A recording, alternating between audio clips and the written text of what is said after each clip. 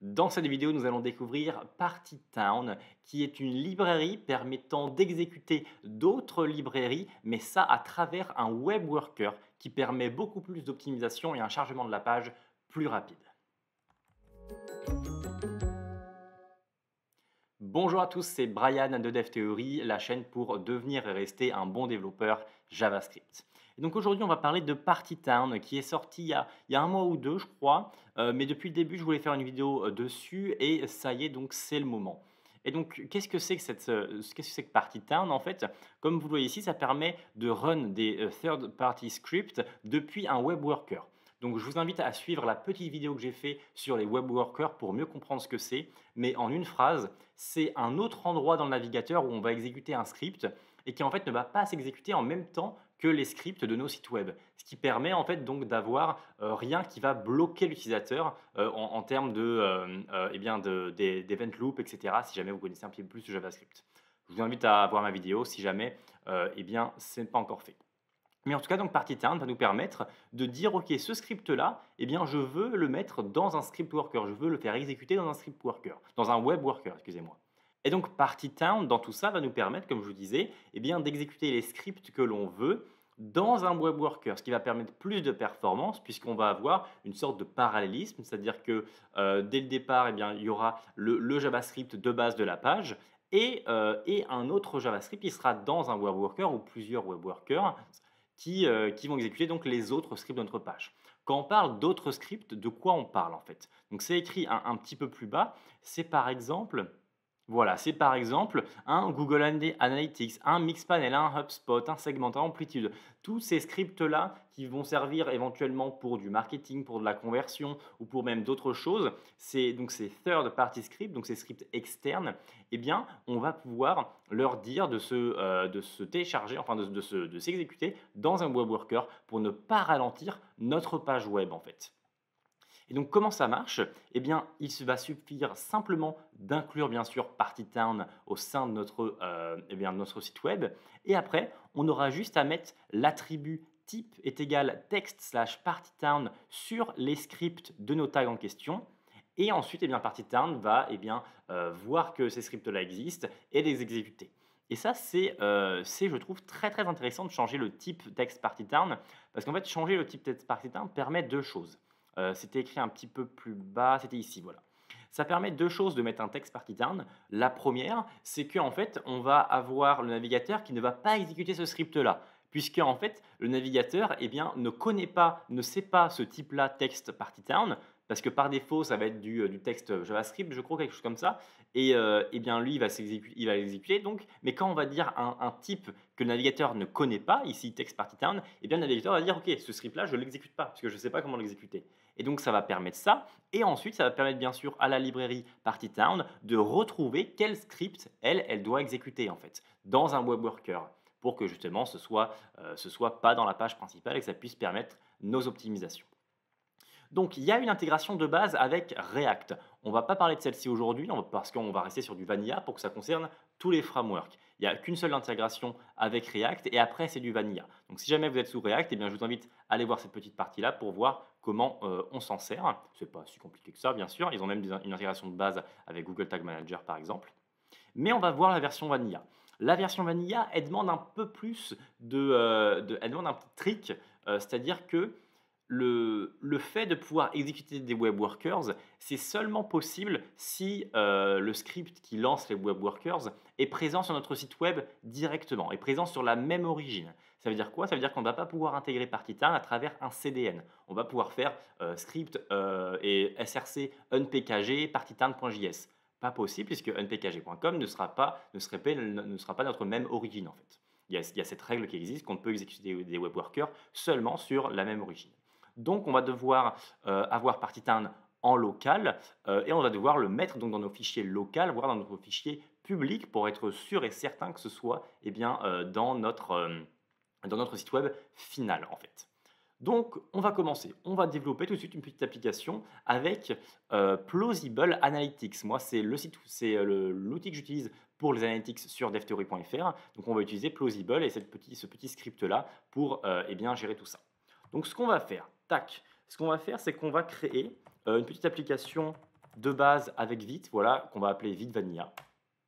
Je choisis donc la version Vanilla, non pas la version TypeScript. Voilà, j'ai tout. Ensuite, donc, je vais dedans.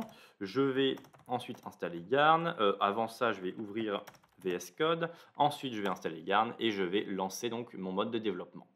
Donc là, on a le petit site web en question. Donc c'est une application avec Vite de base. Même si vous ne connaissez pas Vite, ce n'est pas très grave. Tout simplement que ça va nous permettre de recharger automatiquement la page et d'avoir nos librairies incluses de base.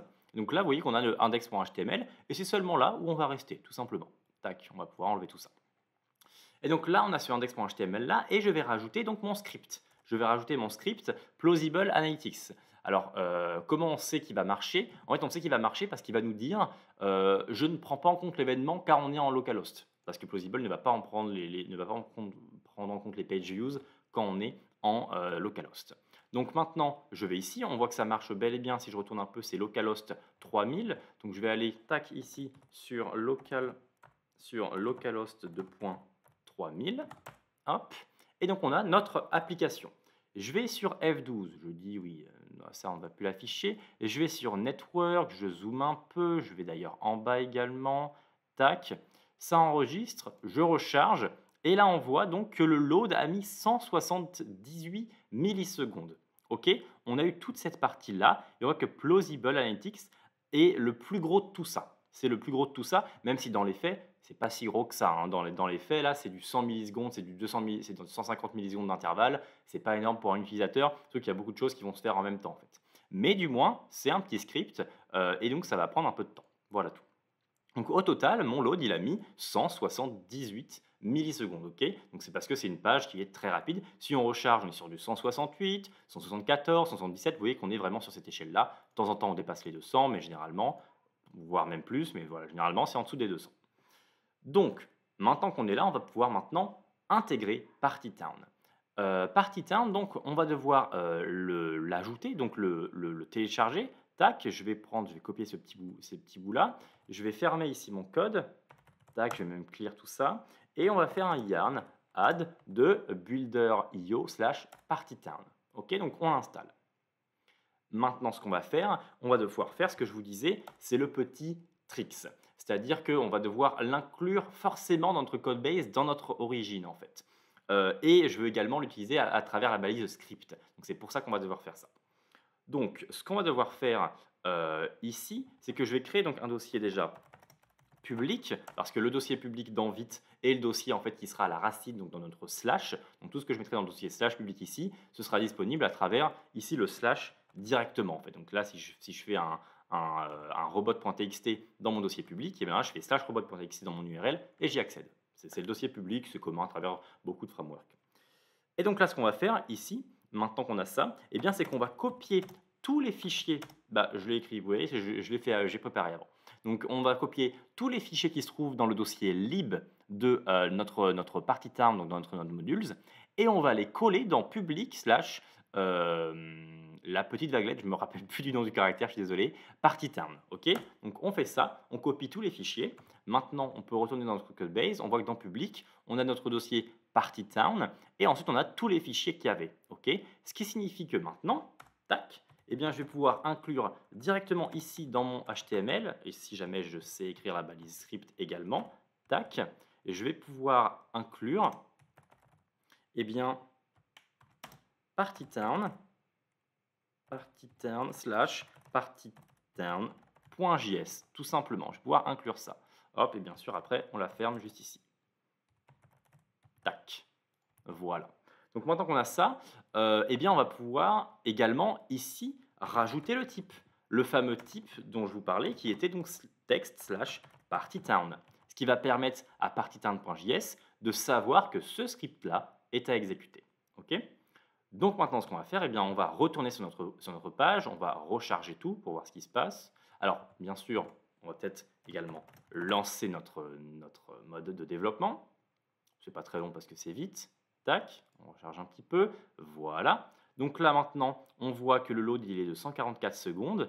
Par contre, eh bien, on n'a pas notre plausible. Pourquoi on n'a pas notre plausible? On n'a pas notre plausible parce qu'il manque une petite chose ici à ajouter. On peut l'ajouter d'ailleurs juste après ici, c'est un défaire. l'attribut des il va servir à quoi ici? Il va servir à dire que, on exécute partytown.js uniquement quand on a parsé le DOM. Donc ça veut dire quoi? Uniquement quand on sait ce que contient le DOM. Parce que là, ce qui va se passer, c'est que partytown va s'exécuter alors que le DOM, donc tout le HTML, ne sera pas encore parsé. Donc en fait, partytown va rechercher tous les types text/partytown, mais en fait, il va pas les trouver puisque le DOM n'a pas été parsé, puisque donc on ne sait pas en fait ce que contient le DOM à ce moment-là.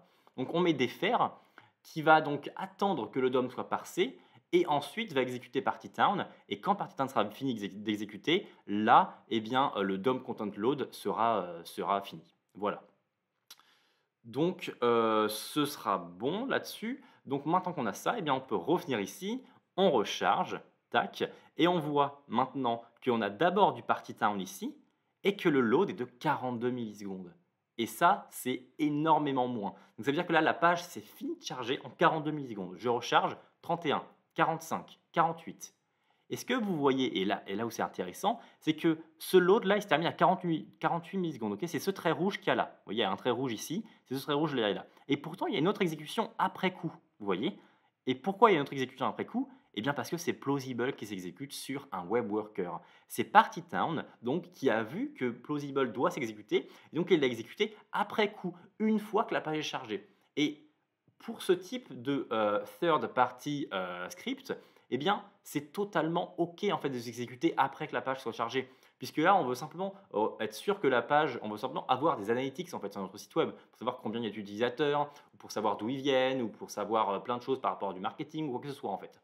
Et donc, forcément, c'est totalement OK de charger ce script-là après coup. Et c'est encore mieux de le charger dans un web worker, puisqu'en fait, notre utilisateur pourra, dès le départ, naviguer sur la page sans être bloqué par ce script-là. Parce que, pour rappel, le JavaScript est un langage bloquant, c'est-à-dire que c'est une exécution à la fois, c'est l'event loop.